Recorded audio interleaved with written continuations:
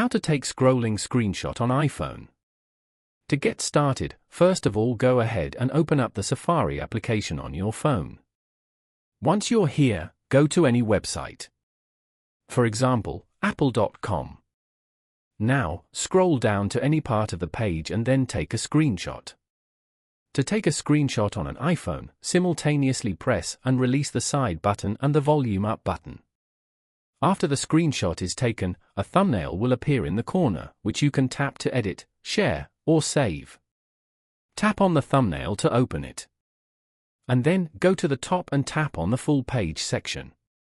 As you can see, you can now scroll down to view the full page.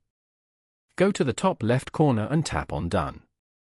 Then, tap on Save PDF to Files. Choose the folder where you want to keep this file, then tap on Save above. Following these steps, you can easily take scrolling screenshot on iPhone.